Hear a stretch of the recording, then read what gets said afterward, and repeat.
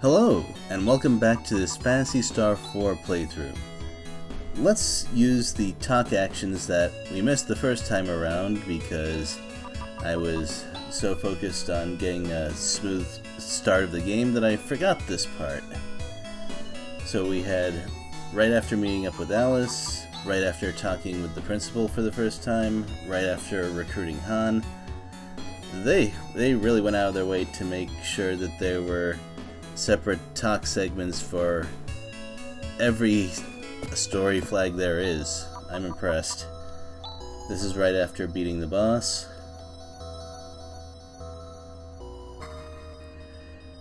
Yeah, she's gonna do that.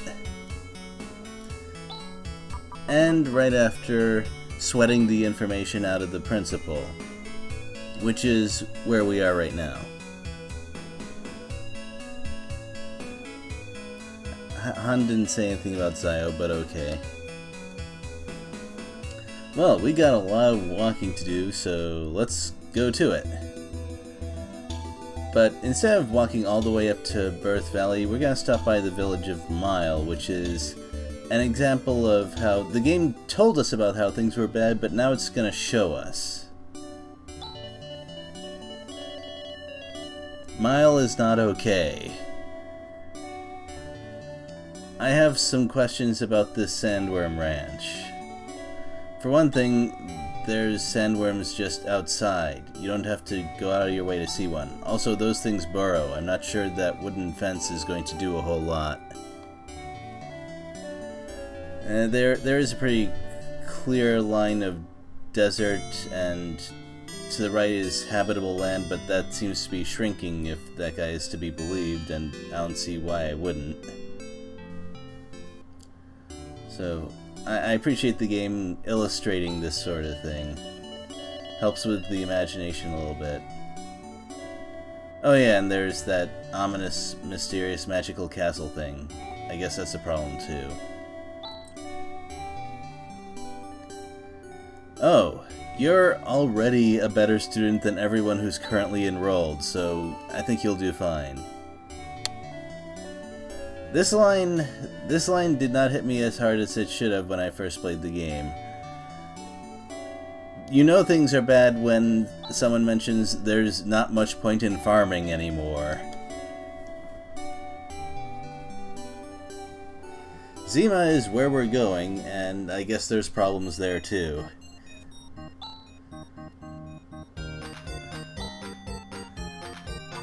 Even though Mile is in bad shape, though, they sell some better stuff than what we have, weapons-wise.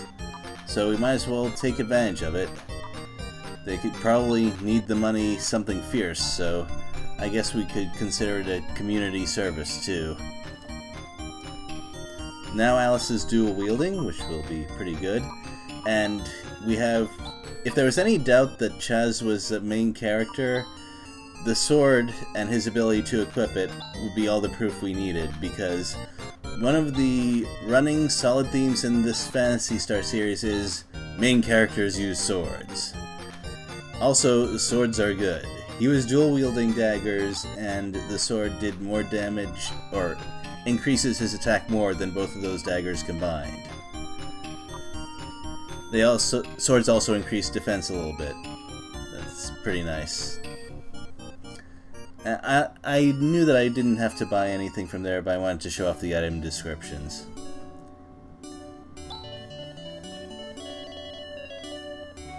I don't think you're gonna sweep this problem back. This is gonna be more obvious when we take a good look at how things are outside. Oh, we got two separate disastrous rumors about where we're going. It's a JRPG, alright. And it doesn't strike me as too surprising that we'd start getting some weird religions picking up at times like this.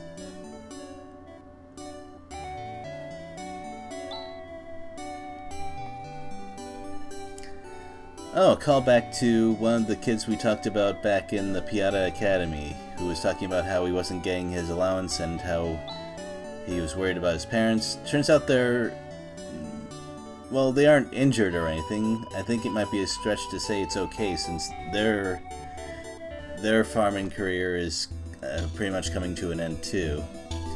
And looking at that sand and how it's going, I'm kind of amazed that the town is still standing. Also, there is that castle, like they described. All ominous and stuff. And we got giant flies. Flies as big as a person, just like in Phantasy Star 2. Well, that makes sense. It is the same planet.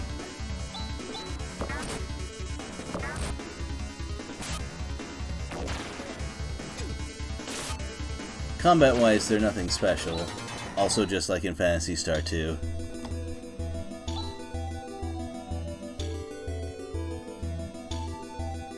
That's good. The technique Watt is an offensive technique which deals cold damage, which is very handy considering that this planet is essentially a giant desert, even though there's huge oceans apparently, or at least very large lakes.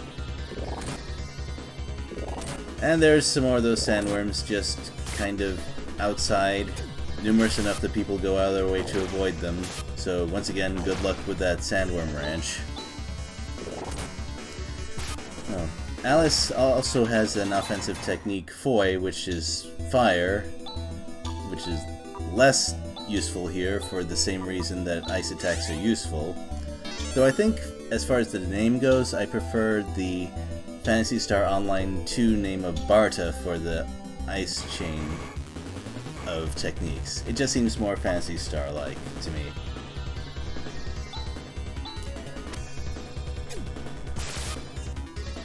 These guys are gonna get in a lot of attacks, but it's not all bad. Alice can handle quite a bit of abuse from them, and she's gonna take a lot of the attacks because the character who's furthest in front is going to get targeted the most, although it is still somewhat random.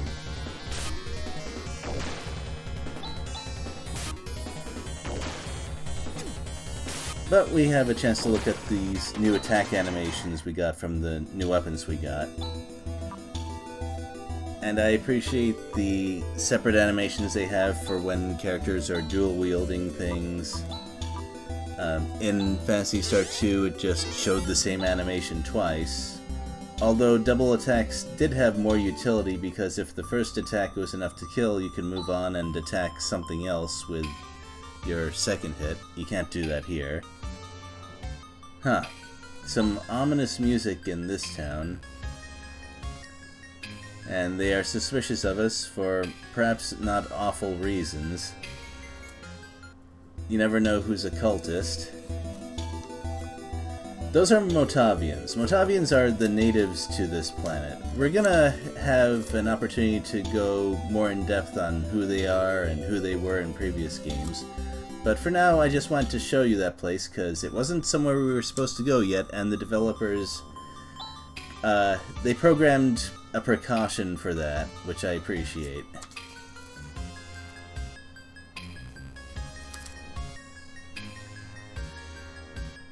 And now we know what the truth is in Zima.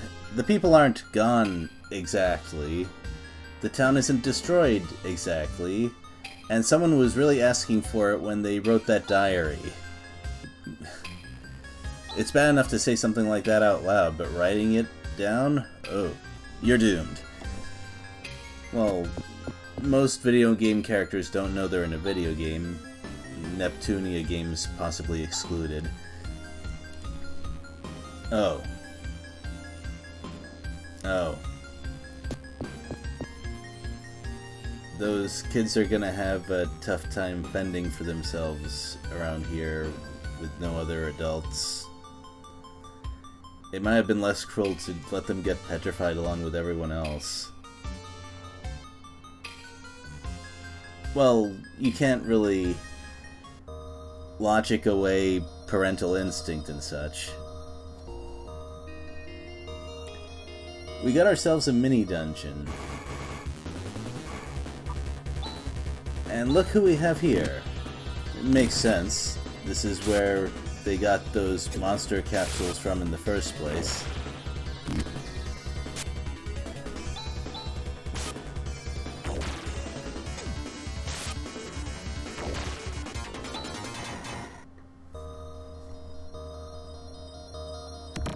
But the important thing here is that we've got some gear to dig up.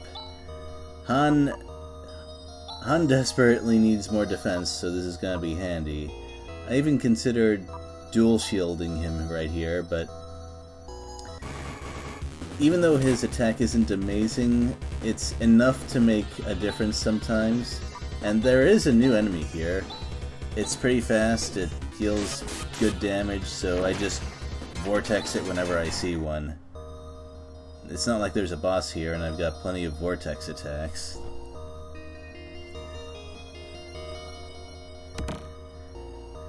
If Han had enough technique points to use his cold attacks a lot, then I would consider dual shielding him, but not just yet.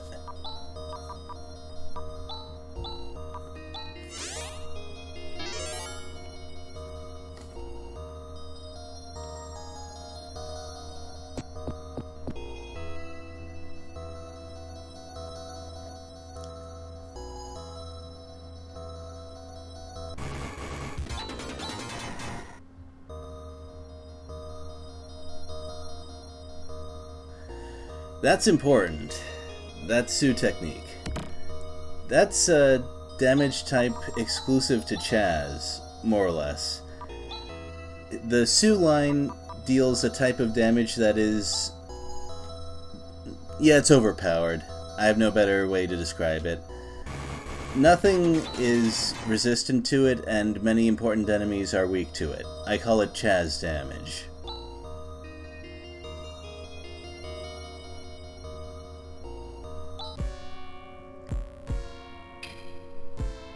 There he is, and not only is he in a very compromised state, worse yet, he's blocking that door, so we gotta deal with this.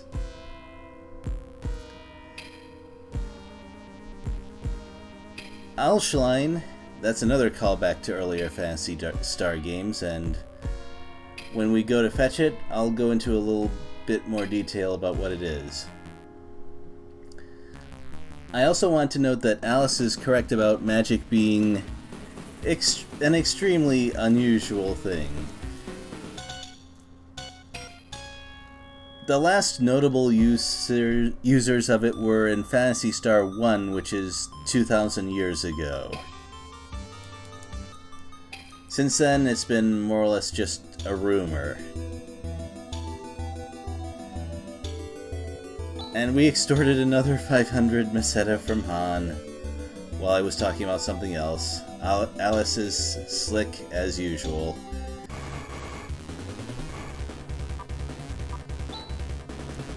So let's show off some of those new offensive techniques, shall we? We haven't seen their animations yet. We have also not seen their effectiveness yet.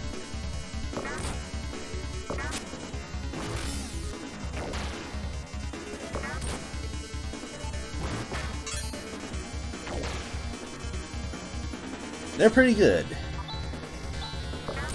At first glance, Chaz's attack doesn't seem that impressive considering it costs more and he has a lower technique point pool. However, those enemies were just neutral against Chaz damage and weak against Han's ice attack. Also, Chaz's offensive magic stat is not amazing, whereas Han's is pretty darn good. Now, why am I setting this macro? Well, you'll see. There might be enemies that I just need to blast down with every technique I've got. Maybe. Just wait and see.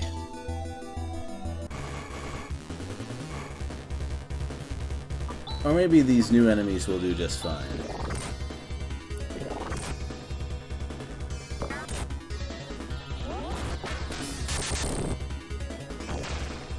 Combination attacks are a thing in this game. and their effect on random encounters is usually as you just saw.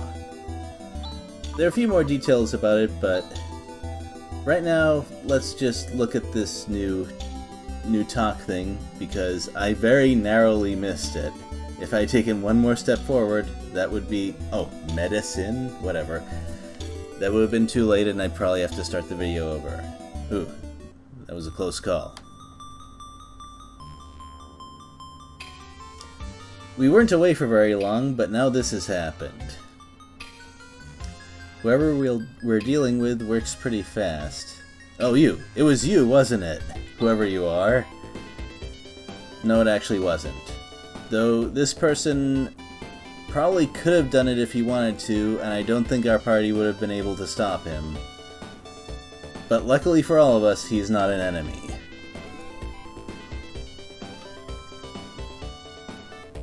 He is, however, a bit of a troll.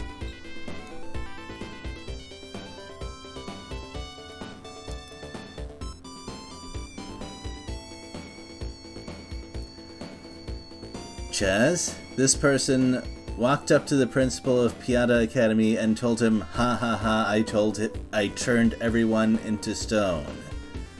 And then that principal told us that all of that, so it wasn't a huge deduction right there. Yeah, that's more walking. That's more walking. This is a bit of a stretch with no huge dungeons or bosses, but that's okay. I don't mind the game just doing some world building right now instead, just to show kind of what's going on and why we have to do what we're doing. I don't mind that at all.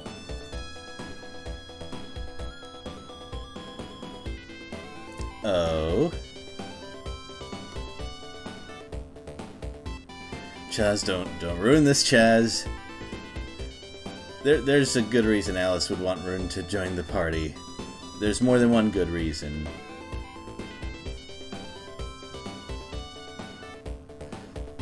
He is a lot of trouble, but Chaz, I guarantee you he's not more trouble than he's worth. But even then, Alice is not afraid to throw a little shade his way.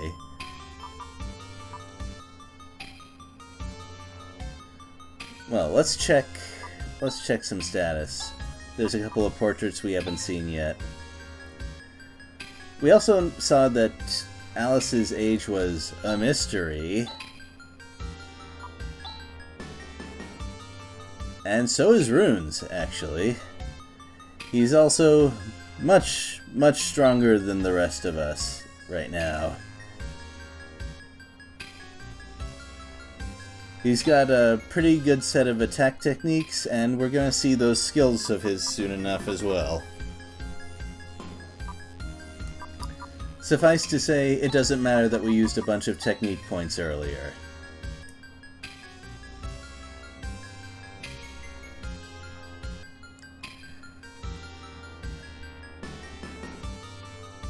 It's nice how we can get these little tidbits of character if we remember to use the talk command frequently, too. It's not just directions on where to go next.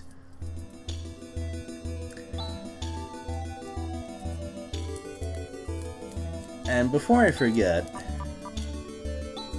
there's something else I want to show off, which is, we didn't take a look at what Han and Rune say if you examine a spot where there's nothing there.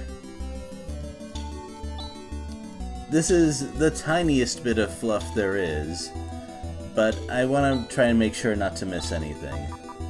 It also took me entirely too long to figure out where the order change button was. And that's it.